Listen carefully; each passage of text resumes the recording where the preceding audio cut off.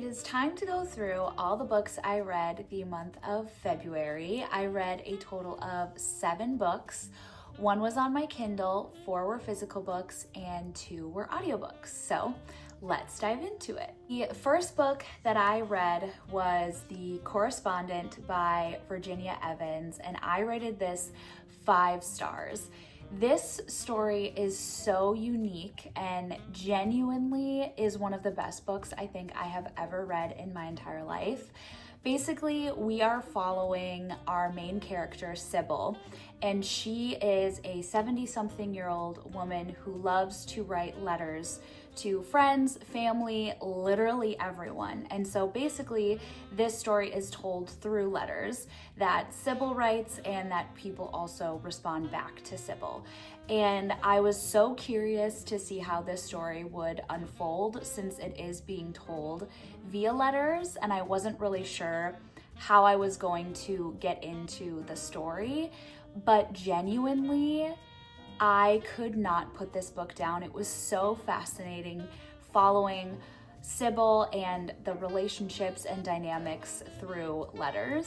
The one thing I really appreciated about this story is just the center focus around writing letters and the written word and the importance of the written word. It's why I love reading, it's why I love journaling, and genuinely, this book made me want to pick up pen and paper and write people in my life letters. Genuinely, I was so inspired by this book. There were so many wonderful quotes, and Sybil is stubborn, she's hilarious, she's witty, she is just a basket case sometimes. She is just a joy, and I really wish that she was a real character that I could write letters to because I adored her. I adored this story, and I highly recommend. Next up, I listened to Blue Sisters by Coco Mellors, and I rated this 4 stars. This story follows 4 very different estranged sisters that are battling grief and addiction and family dynamics and trauma. What I really appreciated about this book is that you get the perspective of each sister, which I think really adds to the story, and you get to see the messy dynamics, the complicated dynamics. I really think if you enjoy any story that touches on family dynamics, you would love this read. This book does a really good job showcasing a very complicated and messy, raw family dynamics where individuals within the family are battling addiction and grief, and there's a lot of layers to that, which I think was done very beautifully. One thing I really liked about this story and the theme surrounding it is just how easily our identity can be wrapped up in our family dynamics and what role you play within your family and how that can become your entire identity, and then what happens when that gets broken down and what does that look like. So I think this story was heavy, raw, and real, but it was also such a fascinating read and I really enjoyed it. Next up, I read Hot Desk by Laura Dickerman. I think that's her name, yeah. Laura Dickerman, and I rated this 4 stars. This story follows 2 rival editors in the publishing industry post-pandemic. So they have to share desks, which they call it the hot desk. And basically they hate each other, they are rivalries, and they leave each other these very passive-aggressive, angry Post-it notes. There is a famous author that passes away and his estate is up for grabs. And so there's essentially a competition between these 2 editors on who is going to be able to take over the estate and help publish some of his work that has not been published yet. We get a fun and interesting dynamic added to this story with our female main character's mom and her connection to this very famous author. So there's a little bit of mystery there as we're not totally sure what her mom's connection is with this author. And then we get flashback chapters from back with her mom, and then we also get obviously the current day chapters as well. I was pleasantly surprised with this read. I honestly didn't hear anything about this book. I just kept seeing it at Barnes & Noble, and I kept being gravitated towards this cover, and so I finally decided to pick it up and read it, and I thoroughly enjoyed it. It's dual point of view. and you also get some of the past timelines, the present timelines. The banter is really fun. I believe this is a debut novel, if I'm not mistaken. But yeah, I was really pleasantly surprised. I was curious about the whole like post-pandemic thing because I didn't really want to like get into that world necessarily. But there wasn't too much talked about as far as like the pandemic and post-pandemic and whatever. It's just the fact that they have a hot desk where they have to share their desk space with each other. So I really was pleasantly surprised and enjoyed this. Next up, I read In Your Dreams by Sarah Adams, and I rated this 4 stars. This is the last book in the Interconnected Standalone series. I believe it's called the When in Rome series, but it follows these siblings. So there's sisters and then one brother. And so this follows, I believe she's the youngest sister in this family. And she is an aspiring chef who left her hometown of Rome, Kentucky to go to New York and try to make it out there as a chef. Things end up not going her way or as she had hoped out in New York. She receives an unexpected job offer from someone in her hometown to be the head chef at a new restaurant that is opening up. And the owner of this restaurant is our main male character, and he is her brother's best friend. You get dual point of view, and their relationship grows. They've always had sort of this funny banter between the two of them, but never seemed interested in each other. And so we just watch them navigate their relationship and also watch our female main character come back home and navigate the fact that her dreams didn't end up in the way that she maybe hoped and wanted them to. And then you also get a little bit of like the family dynamics as well. And it's also so fun to see the other characters from the previous books as well. But it's a very light, fluffy romance read, and I loved it.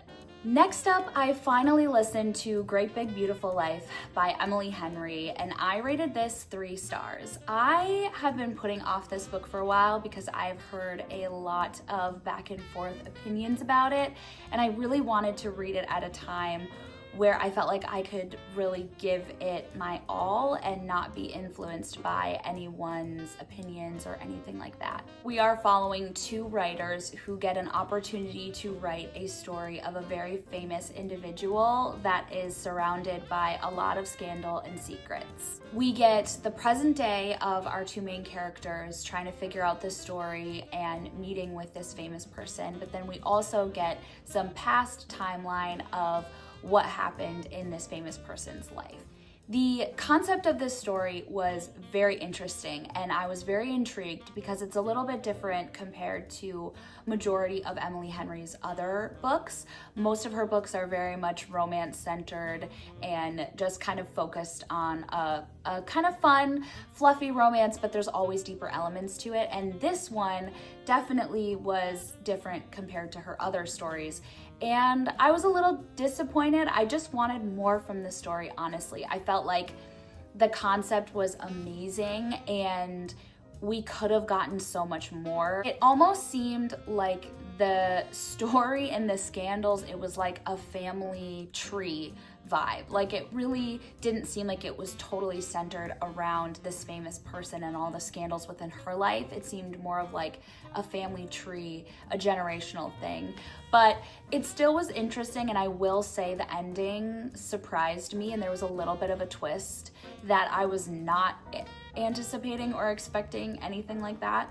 So it was good overall. I enjoyed it. It wasn't my favorite Emily Henry book, but that's okay. Not every single book has to be your favorite, but I did really love the concept and just wanted more from it. But aside from that, it was a good and easy read. Next up, I read The Curse for True Love by Stephanie Garber, and I rated this 5 stars. This trilogy is so good. It is so fun. It's YA, and I did not want this little series to end. One thing about this book is we get a couple different point of views, which I loved. There was one point of view in here that I did not love and was so frustrating, but I adore these characters and this world. Basically, because this is the 3rd book, I can't really talk about it because it would completely spoil the entire thing. But basically, we're following Evangeline, who is a romantic at heart. She wants to fall in love, and the person that she's in love with is pledged to marry somebody else. She is desperate to stop this wedding of this individual that she is in love with, and she meets the Prince of Hearts, Jax, and she strikes up a deal with him. In exchange for his help, he asks her to give him 3 kisses of his choosing when he chooses and with who he chooses. She learns very quickly that getting involved with an immortal is very dangerous, and there's a lot of adventures, a lot of twists and turns that we go on, and it is so much fun. I highly, highly, highly recommend. The last book that I read was The Best Worst Thing by Laura Oki, I think is how you say her last name, and I rated this 4 stars. In this story, we are following Nicole, who struggles with infertility, and while she's waiting for the results of her surrogate, she discovers that her husband has been cheating on her with the nanny. While she's navigating this news, she reconnects with an old coworker, Logan, and Logan is the definition of golden retriever. He is so sweet and kind, and he adores her and wants to support her. Watching these two reconnect and watching Logan help her kind of come back to herself and gain a voice and just re-fall in love with life again. The banter was really fun and funny. I laughed at several times. I teared up. It was very messy and raw, but it was also very sweet and wholesome at the same time. I will say that trigger warnings, it's definitely heavy on miscarriages and infertility, and so definitely prepare yourself for that if you're going to get into it, because it is a heavy book, but I think the author does a really beautiful job navigating those topics and doing justice to just what an individual goes through with something like that. So I thoroughly enjoyed the read. I thought it would be fun to go and update my book journal again, and I wasn't able to do January, so I have a little bit of catching up to do. So let's go and do that.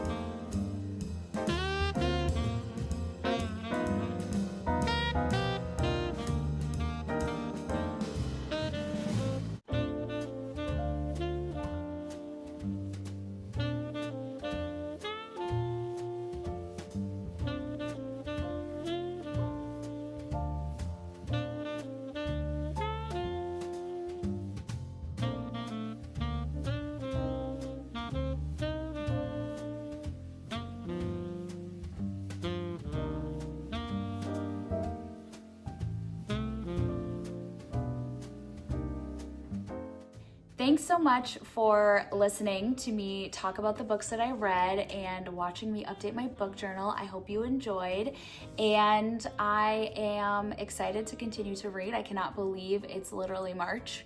That is insane, but I can't wait to keep reading, and I will see you next time. Bye.